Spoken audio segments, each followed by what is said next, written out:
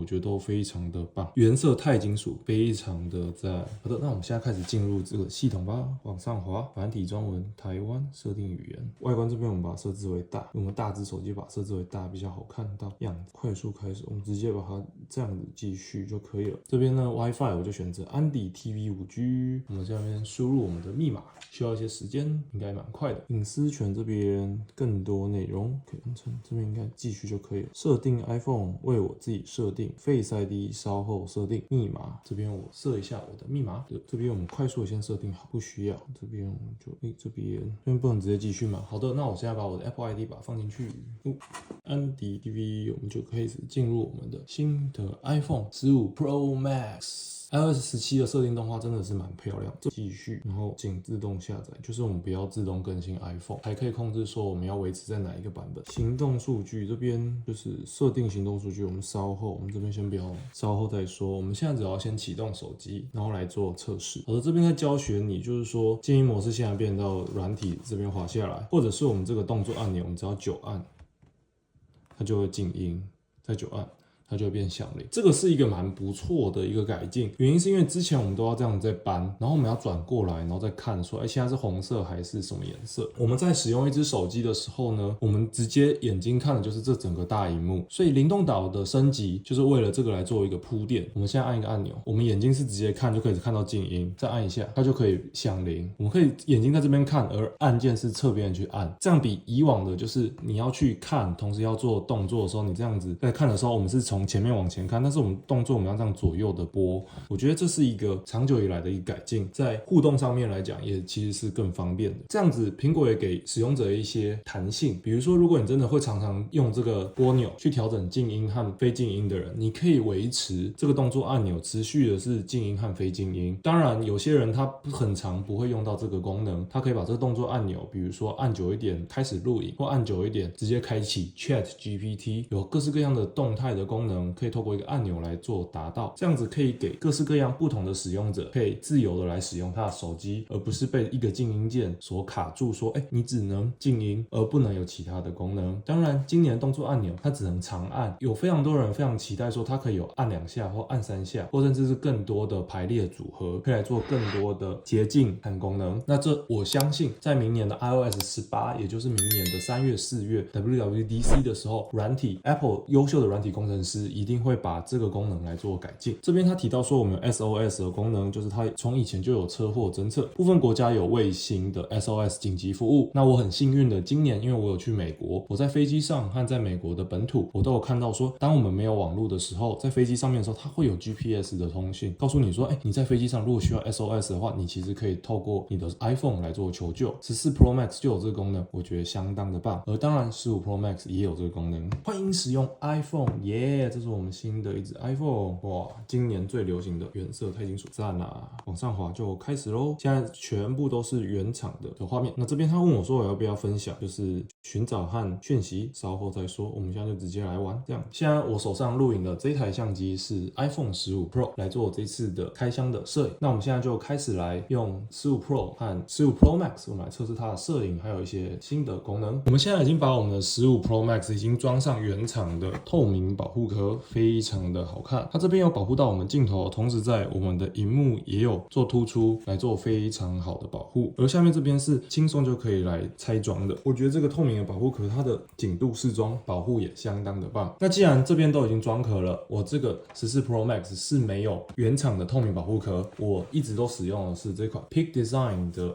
14 Pro Max 的这个保护壳。它这边有一个 Peak Design 的快扣系统，这个是陶瓷的材料，它可以直接扣住，让你在重机、脚踏车各式各样的位置可以提供锁定，用磁吸还有锁定的功能。我觉得这个壳非常的棒。而当我在买这个壳的时候，台湾的代理商非常的赞，他送我这个 Capture 这种快扣这个点点。而这个壳最棒的事情是说，它下面这边有提供2个挂绳的孔，可以让你跟 Peak Design 的其他相机配件来做连接。它有提供给我2个，送我2个这个快挂，但我就只用一边。那我的做法是我用手就是先这样子把它夹住，然后来使用我的手机。机我都是用手这样夹着的。好的，我现在就把我的14 Pro Max 把它装上这个壳，然后我们来比较一下它的手感。我简单来讲一下这个壳它的设计，它里面这边呢，它是有蛮多小小的这种挖孔来做一些缓冲的，但是我觉得这个壳的防护性没有到非常的好，原因是因为我这只手机有摔到，就是这边摔到地上的时候呢，从口袋的高度摔下来，摔到这边，它边缘这边它虽然做的又厚又宽，但是实际上掉到地上的时候，它的防摔我觉得没有到非常好。这边呢，它就靠到了一点裸露出银色的颜色，而我们这边电镀的不锈钢是紫色的，就会看起来非常明显。因为这张保护贴，我当时贴的时候只有2个月的时间，我就把它摔破了，所以我一直都使用到现在。因为一片保护贴真的蛮贵的，我这个是厚打的这种低反射涂层的玻璃贴，它的价格非常的贵，大概要1200、1300左右。只贴了2个月，我真的是狠不下心把它撕掉，重新再贴一次，因为我觉得小朋友们又要再跑到我的荧幕上面，我觉得真的是不是很好。好的，我们现在把它装上来。一样是这样装进来。我简单介绍一下这个保护壳，我觉得它很好，是它这样子抠起来，可以把手机做很好固定。那这边呢，因为它边边是抓得非常紧的，我们可以看到这边还有做一点简单的圆弧，所以当我们在侧滑的时候，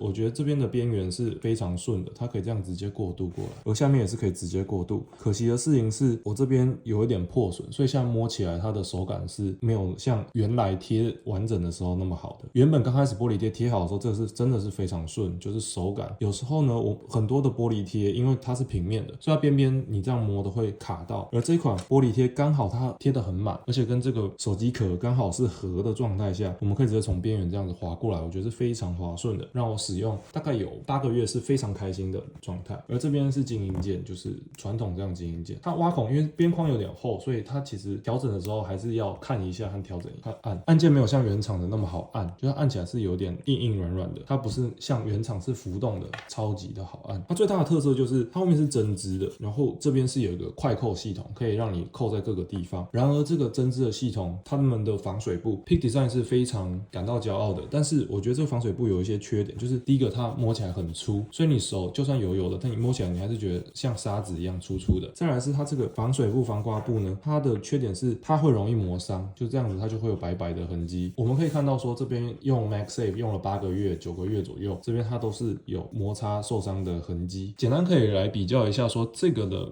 保护壳跟原厂 Fine Woven 有什么差别？这个是比较粗的，而原厂 Fine Woven 是比较软、比较舒服的。但是这个的刮伤痕迹其实不会像原厂那么明显，原厂的 Fine Woven 的刮伤痕迹是非常明显，而且会看起来旧旧的，很快就会看起来旧旧的，所以非常不建议你去买原厂的 Fine Woven。而今年15的系列，这个除了黑色和鼠尾草绿之外，它还有推出红色、黄色和蓝色，我觉得那些颜色都非常缤纷，非常的赞。如果你有喜欢 Peak Design 这家公司的话，我觉得你是可以去买这个保护壳的。但是他们今年有一个问题是，他们在边框这边他们是挖孔的，那设计错了。他们有2、3个方案让你选择，说怎么样可以把这个边按键或是退费。保护壳呢，我原本都觉得说它是很 hardcore， 就是保护性很强，但实际上我觉得 Peak Design 第一次做保护壳，它的保护性在这个边角上面，我觉得它保护性没有像传统 OtterBox 或是 UAG 那么样的强。因为我这样子手机这样摔到地上，然后这样翻，这边这个角它就有点这样跑出来，刮到这个边角了，让我10分的心痛。而它这个壳非常的重，加上这只14 Pro Max 超级的重，所以在这边它为了这边要做一些开孔，所以我们的手在这边放着的时候，小拇指会非常痛，因为整只的手机的重量就集中在这一个点，这样手在握的时候是非常难握的。简单来比较一下，就装壳了以后这2只的手感，14 Pro Max 真的是非常的重，加上这个壳就更重了，就是重量真的是相当的可观。加上说它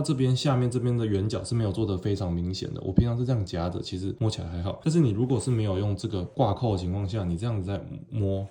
这样手再这样撑着，所有压力都在这个点，而这个点是非常小，所以手会觉得很不舒服、很痛。而这次15 Pro Max 它降低了21克，加上原厂这个保护壳是比较轻，但是它的防摔性能非常的强哦。原厂的防摔性能，因为手机本身就是 Apple 所设计的，所以它非常知道说，每个边边角角的大小、尺寸，还有圆角的弧度。再来是苹果他们的产品，只要是苹果自己的产品，他们都有非常严格的防摔啊等等的这种试验，为了要提供你最好的品质。透明的保护壳比比你想象中耐摔，但是还是没有像是 UAG 最极致的那种是可以好几层楼丢下来都不会坏掉。 Apple 它是可以保护你大概是一个人高度的这种高度，它的壳会毁坏，但是手机并不会，这手感真的好赞。它这样摸起来这边的圆角又更大，然后摸起来就是一个黏黏滑滑，就是它的这个塑胶你可以摸起来是一个很光滑很高级的感觉，就它上面的镀膜就让你觉得滑滑的，我觉得非常的赞。重量来说真的减轻了蛮多的，原本装这个壳真的比较重，而手机也比较重，大概是有30克的减轻的重量。在摄影的时候我们看这两边看不太到它的镜头，而这边是非常明显。15 Pro 和15 Pro Max 在挑颜色我可能会挑白色的，如果我用透明壳的话，这个圈圈就比较跟颜色会比较相近。而这次的灰色呢，我们来跟我们的 MacBook 来做简单的对比。银色的 MacBook 它的灰色是比一般这种铝合金的银色还要更灰一点暗一点，而钛金属的颜色跟铝合金是蛮接近的，但是它还是金了一点，真的蛮希望说它可以把这两个颜色调得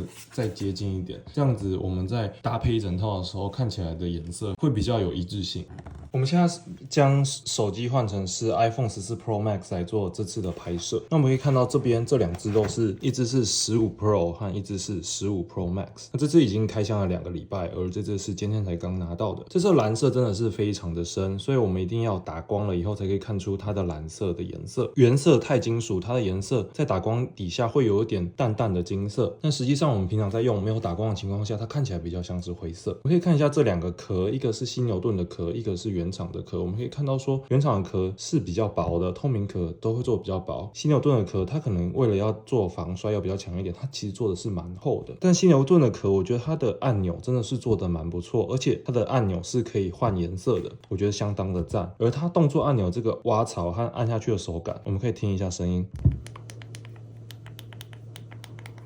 这手感真的是很棒，除了有几个小小的缺点，我们可以看一下，按下去的就是直接联动到里面的按键，所以按起来浮动性按起来是很好的。那唯一的缺点是上下的晃动程度，上下晃动程度其实还好，晃动程度我觉得还可以，但是它左右晃动程度就非常的糟糕，它这边是可以晃的，所以这个设计我觉得再做一些改进，不要让它可以左右晃，整体的品质和感觉会更赞。这边有小小的吊饰口，这边是按钮，而原厂他们的你看苹果就是在品质上面做得非常非常好，这完全不会晃动。这边完全不会晃动，而按钮按下去，因为它是双色的一体性，外面这边是硬的 PC， 而里面这种是软的 TPU， 所以这个透明壳它的按钮真的是不太可能做